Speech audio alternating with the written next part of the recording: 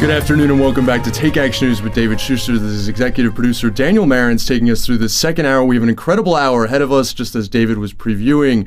I'll be discussing, of course, the Bangladesh latest news on the front of for workplace safety for the workers in Bangladesh, making many of the garments that we wear and purchase. Of course, they have a $20 billion garment industry, second in size only to China.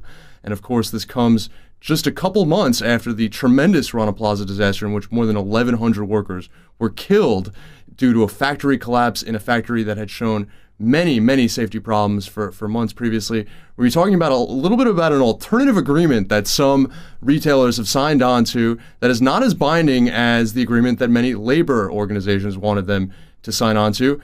That's going to be interesting. We're also going to be speaking with Rob Wohl. He's an activist. He's going to be here in studio with us to tell us a little bit about some of the efforts that his organization, Some of Us, has been doing to combat these retailers and their alternative efforts and to hold them to more stringent binding standards. You're not going to want to miss that. And of course, in the second half of the hour, talking a little bit about the events in Egypt from someone who's there on the ground, and then going back, of course, to some of the fights right here in the United States over women's rights, particularly in Texas and North Carolina. But first, there was an interesting story this week that I started to talk about a little bit earlier in the show that I wanted to return to, and it was called The CIA and a Secret Vacuum Cleaner. That's right, Khalid Sheikh Mohammed, KSM, the guy with the goofy mustache and the messed up hair, who the United States Special Forces arrested in the middle of the night in Pakistan shortly after 9/11. He was the mastermind behind 9/11. He's a man of ethnic Baluchi descent from the Baluchi ethnic group within Pakistan.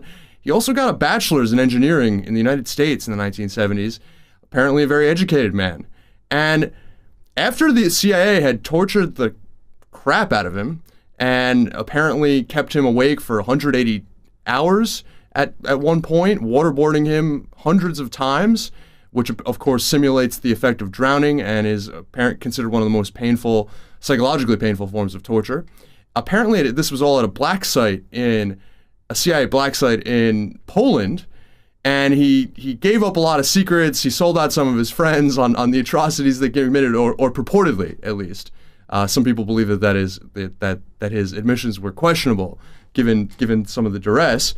They didn't know what to do with him. You know, I think that there was talk for a while of bringing him to trial, certainly in the United States, in New York City. But they were like, okay, we can't make him go crazy. And apparently a number of other terrorists who they've held in these conditions and tortured have gone crazy. Like Ramzi bin al-Shib apparently is now psychotic and needs to take massive doses of antipsychotic drugs.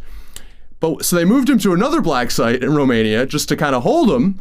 And he asked the guards, I suppose through his military lawyer, whether he could get a pencil and some kind of paper to design from hand a vacuum cleaner. Apparently he's a talented engineer from his days at the North Carolina AT&T State University, where he got a degree in mechanical engineering in 1986. Here's what his military lawyer, Jason Wright, said, quote, "It sounds ridiculous, but answering this question or confirming or denying the very existence of a vacuum cleaner design, a Swiffer design, or even a design for a better hand towel would apparently expose the U.S. government and citizens to exceptionally grave danger." So that was him explaining. I can't comment exactly on how sophisticated the vacuum was, but apparently there were some anonymous sources that were willing to go on the record here. Apparently Mohammed also sort of held sort of professorial type sessions with members of the CIA explaining engineering concepts, how he became a jihadi, and he thought of himself as a professor of sorts. He called him.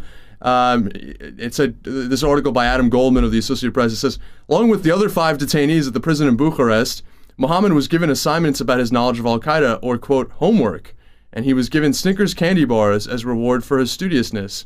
Rob, I gotta ask, what do you make of this? First of all, would you use a vacuum cleaner made by Khalid Sheikh Mohammed? Well, I feel like American retailers probably wouldn't. If retailers are reluctant to tell us where they're sourcing garments from, I don't think they're going to tell us if their industrial design is coming from Al Qaeda either. So I don't think I'd have the right to make that choice as a consumer, sadly. Well, Rob, but this is sort of what interests me, and just while we have just a couple seconds left, so very quickly. But why is it that all these top Al Qaeda guys are people that have engineering PhDs and things like that? I mean, I know Ayman al-Zawahiri, the number 2, is a medical doctor, if I'm not mistaken. What gives? I mean, I think the actual sociological reason is that they're that radicals come from disaffected elites who didn't have I guess a lot of people assume that through No, I mean it's a great point, which is that so many of these top Al Qaeda leaders spent extended time in the West, and that probably heightened their sense of disaffectation. It's not, as we sometimes think, that they were so poor and among the most suffering. But, in some ways that gets back to our other conversation about higher expectations. In just a few moments, our syndicated stations are going to join us in Chicago, Columbus, Grand Rapids, and across the country. You're listening and watching to Take Action News on We Act Radio.